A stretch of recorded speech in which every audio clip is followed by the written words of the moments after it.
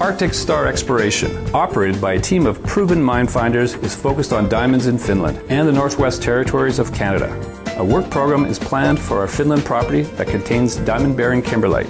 Arctic Star trades on the TSX Venture Exchange, symbol ADD, and the Frankfurt Exchange, symbol 82A1. Please visit our website at arcticstar.ca or call us at 604-689-1799.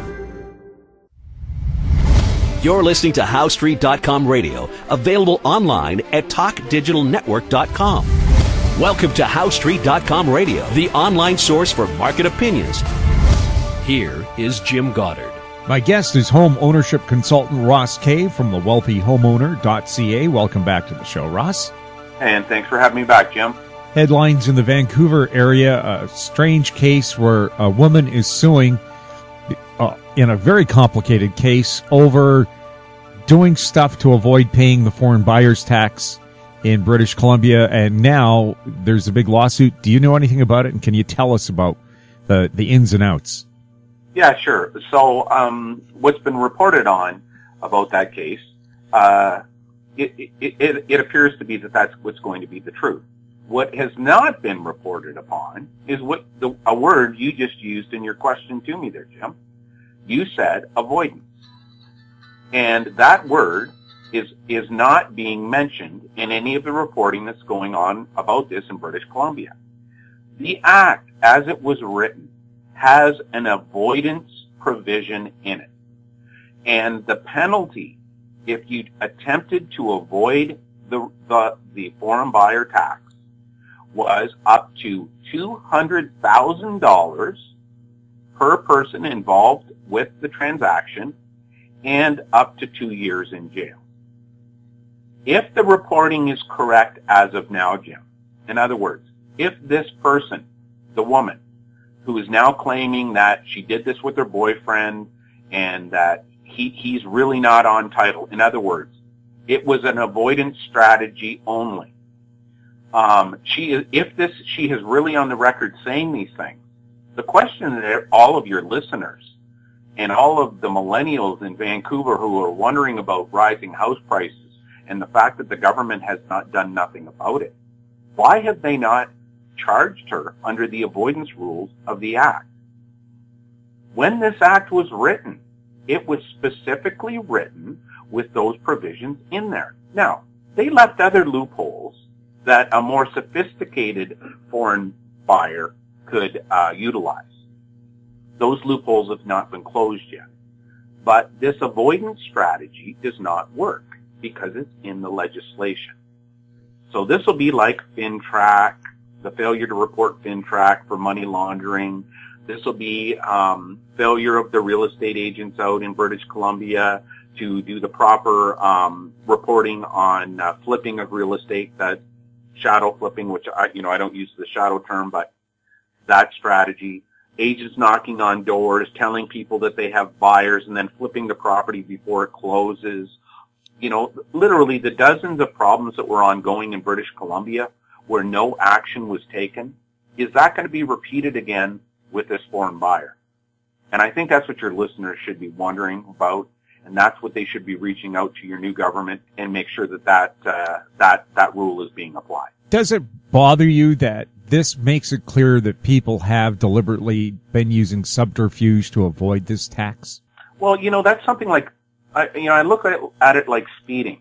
In the 60s in Ontario here, the 401, you used to be able to drive 70 miles an hour on a bias ply tire, luxury boat, car, land yacht, and you wouldn't get a ticket, even though the speed limit was 60 miles an hour. Some people would travel 75, 80 miles an hour in these older cars with bias ply tires. And why did they do it? Because you got away with it. It's no different than this here, no different than FinTrack. Why did the realtors fail to fulfill their legal obligation under the federal legislation to prevent money laundering? Because they weren't charged. This is the same thing here, Jeff. If this lady and her boyfriend are not charged for tax avoidance, at least charged. I'm not saying she's found guilty. I'm saying based on what's been reported in the newspaper and what has appeared from her in quotes in the news reporting, there should be charges laid. And until charges are laid, people are going to try to get away with it. We'll have more with Ross Kay right after the break. I'm Douglas Mason, President and CEO of Rainy Mountain Royalty Corp., RMO on the TSX Venture Exchange. Rainy Mountain's Brunswick property is located in the Rideout Shear Zone in Ontario. With grab samples running as high as 32 grams per ton gold, a drill program will commence this spring to test the numerous targets located by recent groundwork. For more information, visit our website, rmroyalty.com. Avon Resources Limited is a gold exploration company with significant projects in British Columbia, Saskatchewan, and the Yukon. Trading on the TSX Venture Exchange, symbol ABN, and the pink symbol ABN-AF. Surrounded by world-class gold deposits and mines, Avon's 23,000 hectares Forest Kerr Gold Project is located in the heart of the Golden Triangle in northwestern BC. For more information, visit us at avonresources.com. Welcome back. We're speaking with Ross Kay. Are sales and prices increasing in Vancouver for condos, townhouses, and detached homes? Okay, so again, it's always a problem when I discuss these sort of things on your show, because a lot of your listeners don't understand the metrics that I'm talking about and why I'm speaking the way that I am. In terms of selling prices, as I've repeated over and over again, are simply a measurement of the buying power of those that are buying in a marketplace in a given month. It has got very little or anything to do with the average price of a house. It's the average buying power that the buyers who bought that month took advantage of. So what that means is, much of your metrics, when we look at the Greater Vancouver area, first of all, we never look at just the Greater Vancouver Real Estate Board. We look at the Greater Vancouver area's market, which also has an overlap in the Fraser Valley Real Estate Board. There is also a small component in the for sale by owner market, and you also have to adjust for new homes that were sold in a given month. When you take all of those variables together and you roll them up, and then you look at the numbers, you look at where the concentration of sales move as the market shifts, and we see that what's really happened in Greater Vancouver is there has been a shift from where people are buying. So you'll look at there are neighborhoods. This is the honest truth, Jim.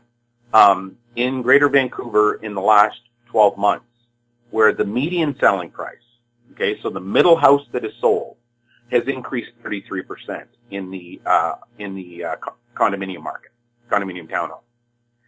In other words, those houses have gone, the median purchase price in that neighborhood has gone from $350,000 to $450,000.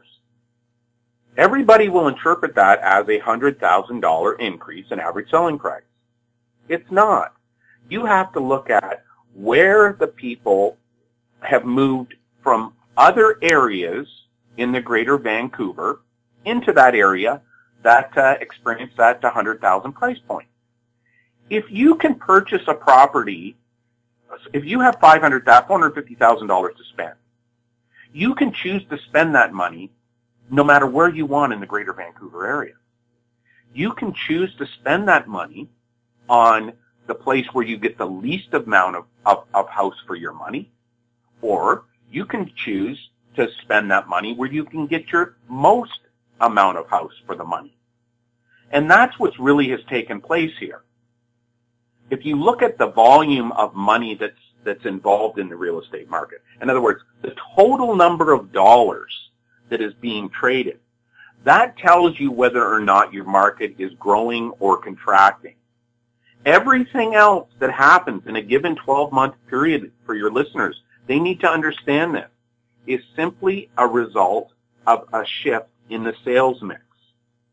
Now, what I'm talking about here has not been studied and does not appear in any real estate textbook, and it does not appear in any of the multitude of reports that are released monthly about Canadian real estate or some part of Canadian real estate.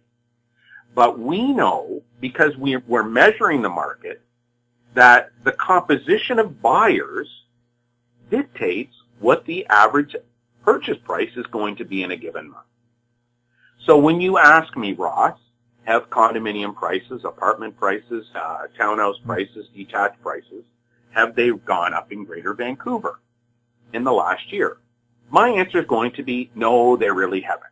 What's happened is that you've got a shift in buying power from one community to another. In other words, people may have been buying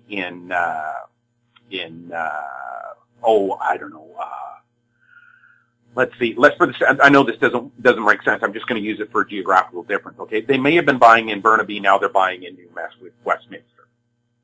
The home buyer looks for the place where they get the most value for their home buying dollar.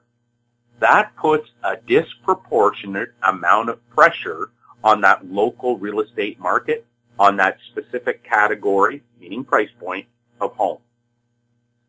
That skews the numbers, and it gets presented to the public as if the average selling price has increased. It's got nothing to do with that. It just means the sales mix is shifting. We have people, Jim, right now, you're like when you mentioned detached homes, okay? We have people turning down offers that are $300,000 below list. In other words, the buyers are the buyers who we're working with.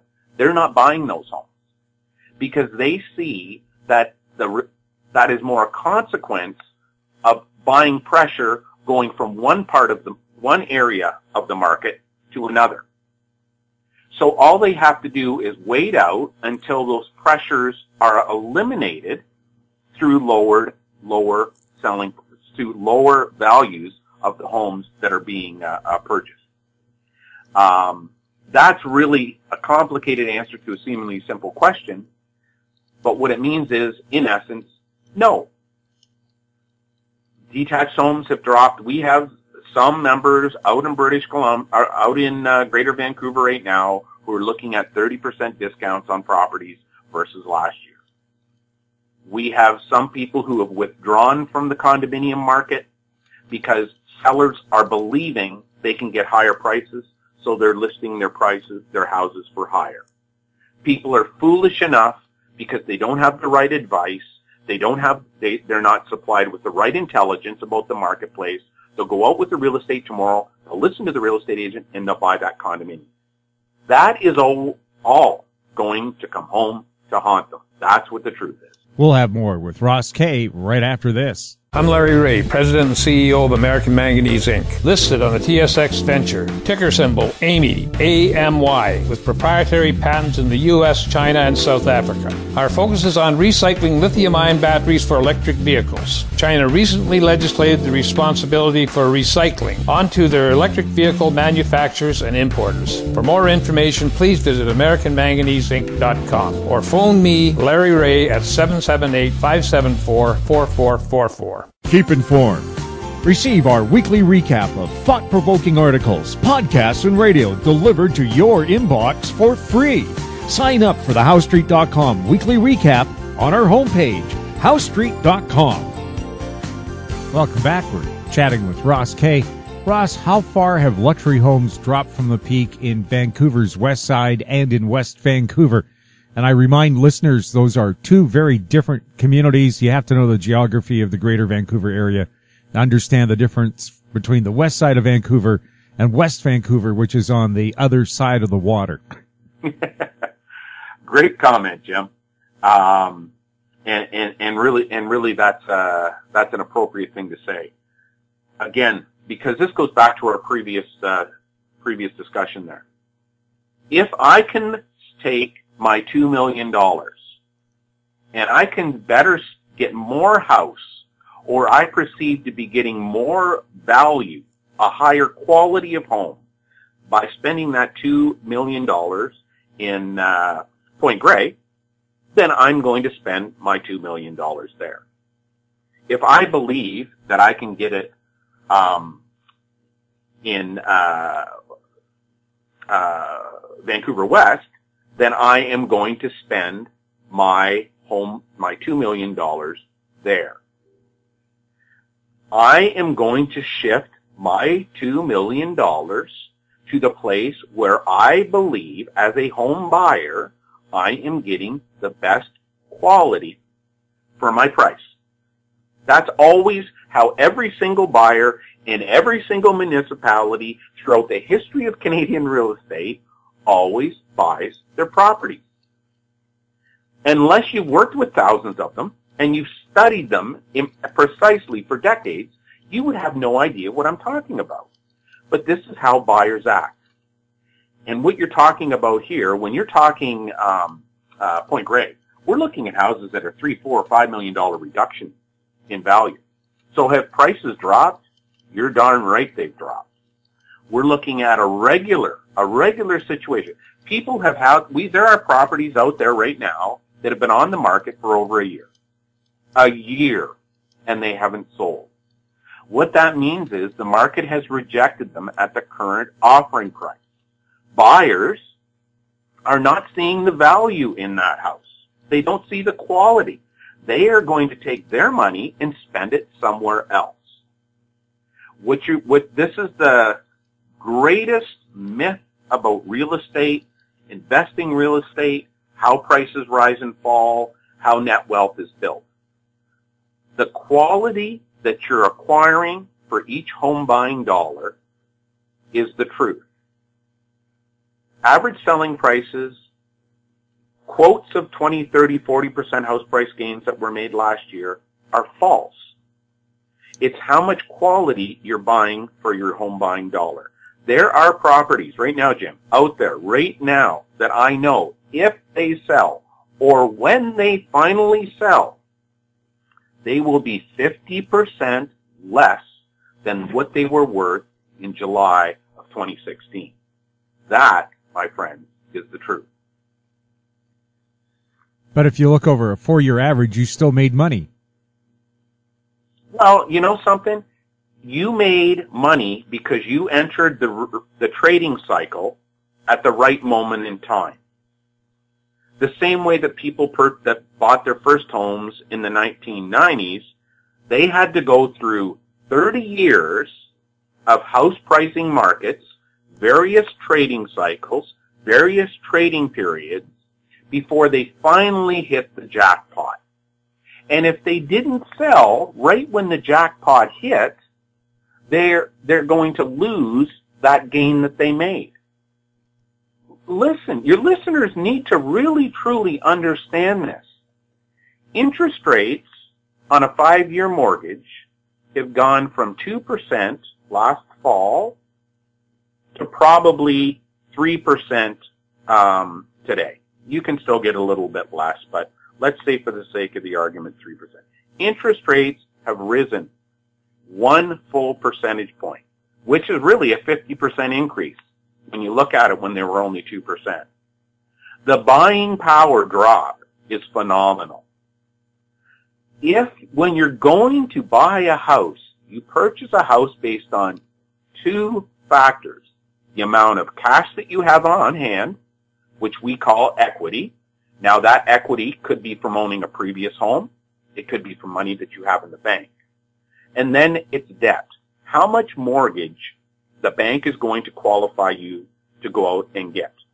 That mortgage debt is solely dependent on interest rates.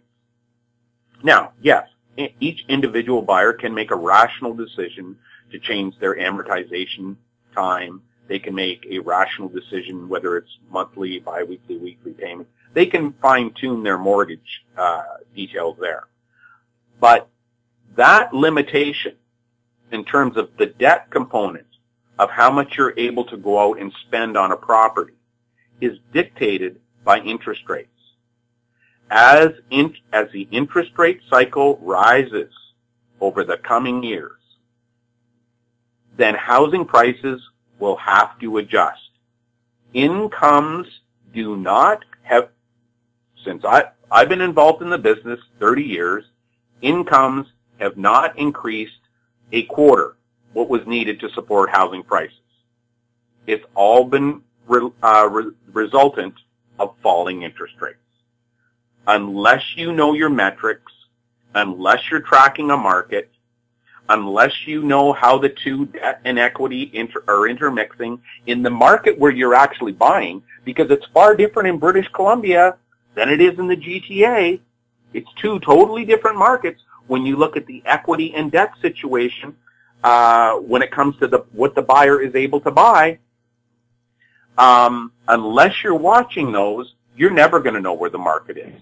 You're going to be like the Canadian Real Estate Association, the Real Estate Board of Greater Vancouver, or all of these crazy housing reports that I'm watching get released. You're guessing. You are not sitting back with a calculator and calculating exactly where those housing prices can and cannot go. How many days of inventory are available on Vancouver's west side and in West Vancouver? That is a false metric. So the month of supply, months of inventory metric was created by organized real estate in the 1980s to cover up the incompetency of the profession, the failure rate of the profession. We do not measure months of inventory because we laugh at it. It is hilarious.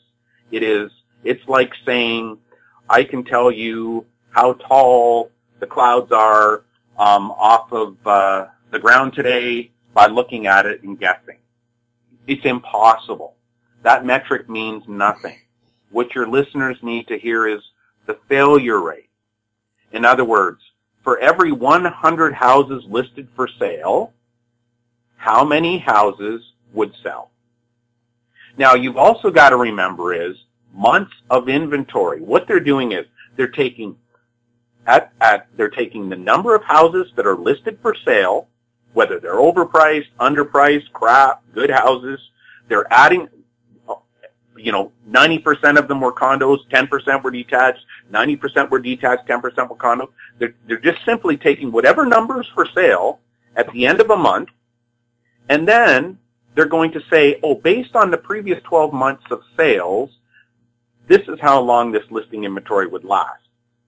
What they never tell you is how many houses were for sale during a given month that were not counted. The reason that they weren't counted is because it would show you over time less than 15% of the listings that are taken by organized real estate in Canada from 1990 till today sell. Less than 15%. Over 85% fail. They do not sell. That is a metric that no organized real estate can ever let get out there in the public, because it shows you might as well go it on your own.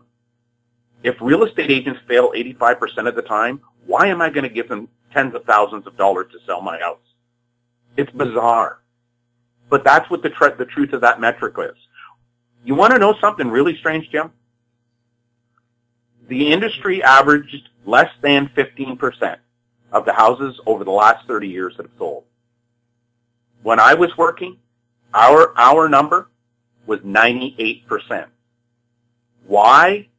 Because we knew what we were doing to sell properties. We knew how to con the buyer's agents, fool them into overpaying for our listings. When our buyers were going to buy, we knew how to manipulate the buyer's agent. That's how the industry works. That's why you never hear the failure rate of the industry. Months of inventory is simply a con number by organized real estate. Are foreigners still buying real estate in Canada? Sure they are. Of course they are. Foreigners will continue to buy real estate in Canada until our government stands up for Canadian citizens and says, no, you can't own Canada. Canada is not for sale. Canada is for Canadians. Whether that has been a Canadian citizen for a day or they're a fifth-generation Canadian, we don't care. Our real estate is for Canadians. It is not for an Asian buyer to buy a luxury home in Greater Vancouver, which impacts the supply of luxury homes, which has a trickle-down effect, which probably impacts about 3 Canadians from buying. That's what people don't understand here, Jim. When the government allows foreign ownership of Canadian homes, and especially where that foreign ownership is concentrated on more expensive properties, it's not just that one property that gets removed. It's actually a multiple of that, of probably in Vancouver. We're looking at about 3.2. For every ultra-luxury home that was purchased by a foreign buyer in Vancouver, there was about 3.2 Canadians who were not able to buy a home because it artificially inflated the market, removing them from the market. They no longer had the ability to have the equity and the debt needed to buy a house. So it's not a 1-to-1 ratio. Right now it's about 1 to 3.2. Try to find that metric somewhere else, Jim. Ross, you said if governments wanted to be effective on who buys real estate, instead of taxing the buyer, tax foreign home owners. Here's the point that I want to make there is foreign owners should be paying somewhere around 12% property tax every year. So if it's $1 million property, a foreign owner should have to pay about $120,000 in property tax. There is nothing in our laws that prevent foreign owners from being charged higher property taxes than Canadian citizens. As a Canadian citizen, you pay a multitude of taxes which allow the property taxes to be lower than what they really need to be. In other words, in Canada, we have a national health care system. So the demand on the city of Vancouver is less than it is in places in the United States, where they do not have a federally sponsored health care system. Those places have to charge higher property taxes because they need to do some of the health care that the federal government doesn't do. In Canada, that doesn't happen. Your listeners need to understand this, Jim. Part of the reason why you can't compare Canadian home prices with American home prices is because the Canadian can afford to spend more of their income on their home because they don't have to go out and get a $4,000 a month health care plan for their family. We looked at, there's people who used to compare Detroit to Windsor. So Detroit City, you could buy, they were talking about buying mansions in Detroit for $500,000 house, or $500,000, and in Canada it was $1 million for the same mansion. Now we're talking real mansions here because we're talking about Windsor and Detroit. This isn't a Vancouver where a little dump is $1 million. But when you sit down and you calculate how much it actually would cost for a Canadian to pull up shop and move to that house in Detroit, and that they had to buy the health care for their family, they had to pay the difference in the property tax, they had to make all the different adjustments. It's cheaper to buy $1 million house in Windsor than it is in Detroit City. So when you ask me, Ross, about prices with foreign owners, why do foreign owners get the benefit from the fact that the poorest of our nation are paying income taxes, which allow the city of Vancouver to charge lower property taxes, which the foreign owner then benefits from? What we have right now in Canada, because there are no rules in place for foreign owners to pay their fair share of taxes that their residential real estate is actually costing Canadian taxpayers, is the problem that we have. A government needs to stand up and say, look, enough is enough. If you're a foreign owner owning a ultra-luxury class home in Greater Vancouver, you need to start paying your fair share of taxes societal taxes. Your real estate component right now is too low. Your property taxes don't meet up to that standard. In order for you to pay the same thing that the millennial Canadian who just purchased a $500,000 condo, the same relationship, we're going to have to start taxing you, the foreign owner, 12% property tax a year. Now, if you want to pay your 12% property tax a year, go ahead and do it. If not, sell it. And until we have a government that realizes how the residential real estate in Canada is technically subsidized because of the way of our national taxation strategy has been implemented over the last 100 years, and how that hits property taxes, you're going to have this problem continue. You're going to have carpetbaggers, which is what we call foreign owners. We call them carpetbaggers. They are buying Canadian properties, taking advantage of our low property taxation yearly cost, and they're using that to put money in their own pockets. But the problem is, Jim, it's everybody who owns a property that's less priced, they're actually subsidizing those foreign owners. So where are your listeners going to be out there shouting at the rooftops for your BC Greens, your BC NDP? We want foreign owners to have a property tax that is applied fairly. The same thing with the City of Vancouver. Why has the City of Vancouver not applied a foreign owner surcharge on their property taxes? That, my friends, you're going to have to get someone else to answer. Well, I have tried to talk to Mayor Robertson about these issues. I put an interview request in not last August a year ago. They have yet to reply. The City of Vancouver's got 44 PR specialists. They have something like 22 bylaw enforcement officers. So you have a better chance of being refused by a PR person than getting a parking ticket. Ross, thank you so much for chatting with us. Thanks a lot, Jim. My guest has been home ownership consultant Ross Kay from thewealthyhomeowner.ca, his website, thewealthyhomeowner.ca. You're listening to HoweStreet.com radio. If you have any questions for us or our guests, you can send them to info@HoweStreet.com.